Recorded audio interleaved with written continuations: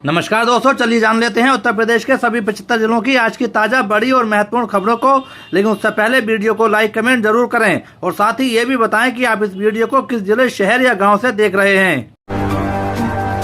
Ganga expressway के लोकार्पण की आ गई तारीख। पीएम नरेंद्र मोदी हरदोई में करेंगे राष्ट्र को समर्पित। उत्तर प्रदेश के हरदोई में 29 अप्रैल को एक बड़ा आयोजन होने जा रहा है। सीएम योगी आदित्यनाथ के ड्रीम प्रोजेक्ट गंगा एक्सप्रेसवे का उद्घाटन की तिथि तय कर दी गई है। शनिवार को इस संबंध में आधिकारिक तौर पर घोषणा कर दी गई है। इसके तहत प्रधानमंत्री नरेंद्र मोदी 29 अप्रैल को हरदोई जिले से गंगा एक्सप्रेसवे का उद्घाटन करेंगे। पूर्वांचल को पश्चिमी यूपी से जोड़ने वाला ये एक्सप्रेसवे उत्तर प्रदेश में नई संभावनाओं के द्वार खोलने वाला है। प्रयागराज से मेरठ के बीच 594 किलोमीटर लंबे इस एक्सप्रेसवे का निर्माण मुख्यमंत्री योगी आदित्यनाथ की ओर से प्राथमिकता के स्तर पर किया गया है। 2020 में मिली थी कैबिनेट से मंजूरी। मेरठ से प्रयागराज के बीच 594 किलोमीटर लंबे गंगा एक्सप्रेसवे के निर्माण की योजना को वर्ष 2020 में योगी कैबिनेट की मंजूरी प्रदान की गई थी। इसके बाद इस पर निर्माण कार्य प्रक्रिया शुरू कराई गई। इसे प्राथमिकता के आधार पर लागू किया गया। गंगा एक्सप्रेसवे मेरठ के बिजोली गांव से शुरू होकर प्रयागराज के जुड़ापुर दंदू गांव के पास समाप्त हो रहा है। इससे पश्चिमी और पूर्वी उत्तर प्रदेश के बीच सीधा संपर्क स्थापित होगा। गंगा एक्सप्रेसवे मेरठ, हापुड़, बुलंदशहर, अमरोहा, संभल, बदायूं, शाहजहांपुर, हरदोई, उन्नाव, रायबरेली, प्रतापगढ़ और प्रयागराज सहित 12 जिलों से होकर गुजरेगा। इससे 500 से अधिक गांवों को लाभ मिलने की उम्मीद है। इससे ग्रामीण और शहरी क्षेत्रों में आर्थिक गतिविधियों को बढ़ावा मिलेगा। वर्तमान में देश के कुल एक्सप्रेसवे नेटवर्क में उत्तर प्रदेश की हिस्सेदारी लगभग 55% है। गंगा एक्सप्रेसवे के जुड़ने के बाद ये बढ़कर करीब 60% हो जाएगी। बयान में कहा कि बेहतर सड़क संपर्क से लॉजिस्टिक्स लागत कम होगी, माल के परिवहन में तेजी आएगी। ये एक्सप्रेसवे औद्योगिक कॉरिडोर के रूप में भी विकसित होगा, जिससे निवेश आकर्षित होगा और रोजगार के अवसर पैदा होंगे। वर्ष 2007 में मायावती सरकार ने ग्रेटर नोएडा से बलिया तक गंगा एक्सप्रेसवे के निर्माण की योजना तैयार की थी। सीएम योगी आदित्यनाथ ने वर्ष 2019 में इस परियोजना को एक बार फिर शुरू करने का निर्णय लिया। योगी सरकार ने वर्ष 2020 में फेज 1 के निर्माण के 2000 करोड़ की पहली किस्त जारी की। निर्माण का जिम्मा यूपीडा को दिया गया। 18 दिसंबर 2021 को पीएम नरेंद्र मोदी ने शाहजहांपुर में गंगा एक्सप्रेसवे के निर्माण की आधारशिला रखी। गंगा एक्सप्रेसवे के पहले फेज को 12 पैकेज में बांटकर इसका निर्माण कराया गया। गंगा एक्सप्रेसवे परियोजना से किसानों को भी लाभ मिलेगा, क्योंकि कृषि उत्पाद तेजी से बाजार तक पहुंच सकेगा, जिससे उन्हें बेहतर कीमत मिल सकेगी। इसके अलावा बेहतर संपर्क से प्रयागराज और आसपास के क्षेत्रों में धार्मिक एवं सांस्कृतिक पर्यटन को भी बढ़ावा मिलने की संभावना है, जिससे स्थानीय अर्थव्यवस्था मजबूत होगी। गंगा एक्सप्रेसवे पर लड़ाकू विमानों की इमरजेंसी लैंडिंग के लिए हवाई पट्टी का भी निर्माण किया गया है। शाहजहांपुर में करीब 3.5 किलोमीटर लंबी पट्टी बनाई गई है। 2 मई 2025 को इस पर लड़ाकू विमानों ने लैंडिंग की थी। आपातकालीन स्थिति में इसका प्रयोग किया जा सकता है। 17 साल के लड़के को दोस्त की भाभी ले गई नैनीताल। होटल में बनाए संबंध, फिर 10 लाख की करने लगी डिमांड।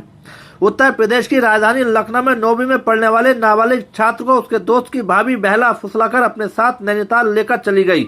वहां एक होटल में उसने छात्र से संबंध बनाए, अश्लील फोटो और वीडियो भी बना लिए। इधर छात्र के गायब होने पर घर वाले परेशान हो गए। पुलिस के पास शिकायत की। पुलिस ने छात्र को नैनीताल से बरामद कर लिया। इस बीच आरोपी महिला अश्लील वीडियो वायरल करने की धमकी देकर लड़के से 10 लाख रुपए की डिमांड करने लगी। परेशान होकर छात्र ने घर वालों से पूरी बात बताई। पुलिस ने आरोपी महिला अतीका को अरेस्ट कर लिया है। ये पूरा मामला ठाकुरगंज की एक कॉलोनी का है। यहाँ रहने वाली महिला ने पुलिस में शिकायत की कि उसका 17 साल का बेटा कक्षा 9 का छात्र है। कैंपबेल रोड निवासी बेटे की दोस्त की भाभी अतीका ने 17 फरवरी को उसे मिलने के लिए बुलाया था। बेटा उससे मिलने गया तो वह उसको जबरन अपने साथ नैनीताल ले गई। जब बेटा वापस नहीं लौटा तो घर वाले परेशान हो गए। उन्होंने पुलिस में गुमशुदगी की रिपोर्ट लिखाई। पुलिस ने बेटे को नैनीताल से बरामद कर लिया। अतीका को पुलिस ने अरेस्ट किया। मां के मुताबिक घर लौटने के बाद बेटा गुमसुम और उदास रहने लगा। जब उससे पूछा गया तो वह टालता रहा। एक दिन उसने बताया कि अतीका के पास उसके अश्लील फोटो और वीडियो हैं। उसे वायरल करने की धमकी देकर वह उससे 10 लाख रुपए की डिमांड कर रही है। ये सुनकर घर वालों के पैरों तले जमीन खिसक गई। उन्होंने ठाकुरगंज थाने पहुंचकर अतीका के खिलाफ वसूली, मारपीट, धमकाने और पॉक्सो एक्ट के तहत FIR दर्ज कराई। पुलिस ने जांच के बाद आरोपी महिला अतीका को गिरफ्तार कर जेल भेज दिया है। महिला आरक्षण बिल की आड़ में सपा सांसद इकरा हसन का बड़ा दावा। लोकसभा में संविधान 131वां संशोधन विधेयक के पारित न होने पर समाजवादी पार्टी के सांसद इकरा हसन ने प्रतिक्रिया दी है। उन्होंने कहा कि हम जश्न मनाएंगे क्योंकि इनके नापाक मंसूबे फेल हो गए। इन्होंने महिला आरक्षण बिल की आड़ में जो बिल एक बार पास हो गया है उसके साथ एक ऐसा संशोधन विधेयक शामिल करके लाए जिसके जरिए ये अपने हिसाब से इलेक्टोरल मैप को बदल सकें। ये अपनी सत्ता को मजबूत करने के लिए ये कारनामे कर रहे थे तो उसको हमने फेल किया है। इसके लिए 2/3 बहुमत की जरूरत थी। इकरा हसन ने कहा डिलिमिटेशन और सेंसन इन दोनों को उन्होंने महिला आरक्षण बिल के साथ जोड़ दिया जिसकी कोई आवश्यकता नहीं थी। हम सरकार से आग्रह करते हैं कि महिला आरक्षण विधेयक को जल्द से जल्द लागू करें। 2029 में चाहे सीटें बढ़े या ना बढ़े 543 सीट पर वो 33% आरक्षण दे। विपक्ष का एक भी व्यक्ति उनके खिलाफ नहीं होगा। सपा सांसद ने आगे कहा महिला आरक्षण पर हम सब उनका साथ देंगे लेकिन उनकी नियत ही ठीक नहीं है। ये बिल 2023 में पास हुआ था, वो चाहते तो इसे 2024 में लागू कर सकते थे। उन्होंने रातों रात डिमोनेटाइजेशन कर दी थी। ऐसा नहीं है कि कोई भी कानून लागू करने के लिए इनके पास संसाधन नहीं है, ये चाहते ही नहीं। इन्होंने 3 साल पुराने बिल की परसों ही नोटिफिकेशन जारी की है। ये किसे बरगला रहे हैं? क्या इस देश की जनता या महिलाएं नहीं समझ रही? यूपी में कैबिनेट विस्तार से पहले हलचल तेज। पीएम मोदी के बाद नितिन नवीन से मिले बीजेपी प्रदेश अध्यक्ष पंकज चौधरी। यूपी बीजेपी प्रमुख पंकज चौधरी और पार्टी के राष्ट्रीय अध्यक्ष नितिन नवीन के बीच प्रदेश में मंत्रिमंडल विस्तार समेत कई अन्य मुद्दों पर बातचीत हुई। इससे पहले पीएम मोदी से मुलाकात थी। यूपी बीजेपी अध्यक्ष पंकज चौधरी ने शनिवार 18 अप्रैल को पार्टी के राष्ट्रीय अध्यक्ष नितिन नवीन से मुलाकात की है। जानकारी के मुताबिक यूपी बीजेपी की टीम और प्रदेश के राजनीतिक मुद्दों पर दोनों के बीच बातचीत हुई। यूपी सरकार के मंत्रिमंडल विस्तार में संभावित नामों पर भी शुरुआत चर्चा हुई। पंकज चौधरी ने इससे पहले शुक्रवार 17 अप्रैल को प्रधानमंत्री नरेंद्र मोदी से मुलाकात की थी।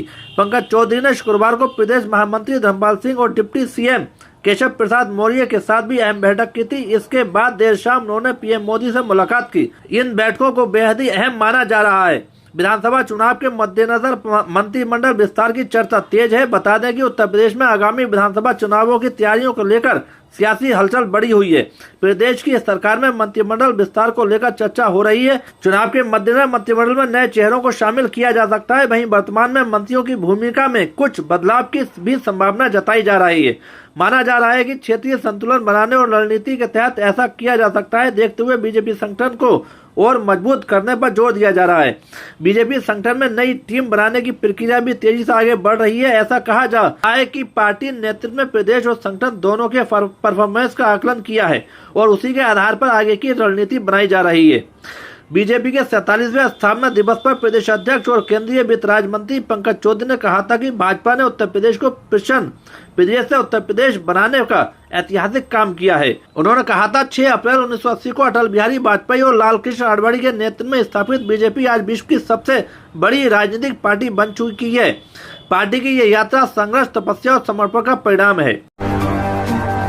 भारत माता के सम्मान पर आघात है। लोकसभा में गिरा महिला आरक्षण बिल तो भड़के सीएम योगी आदित्यनाथ। सीएम योगी आदित्यनाथ ने लोकसभा में महिला आरक्षण बिल पास न होने पर कड़ी प्रतिक्रिया दी है। उन्होंने कहा कि ये आज भारत के महान लोकतंत्र के इतिहास में एक काला अध्याय जुड़ गया। लोकसभा में महिला आरक्षण बिल गिरने के बाद उत्तर प्रदेश के मुख्यमंत्री योगी आदित्यनाथ की प्रतिक्रिया सामने आई है। सरकार को 2/3 बहुमत न मिलने पर महिला आरक्षण से जुड़ा संविधान संशोधन बिल गिर गया है।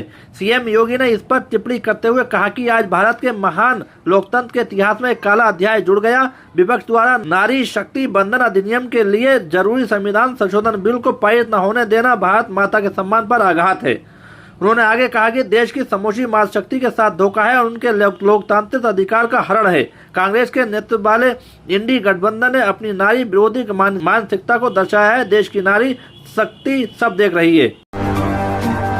संस्कारी चोर अनुराग पहले जोड़े भगवान के आगे हाथ, फिर मंदिर में डाला डाका, दान पात्र से निकाले रुपए। चोर ने पूछताछ में अपना नाम अनुराग शर्मा बताया है। वे पाकबाड़ा के बड़ा मंदिर निवासी है।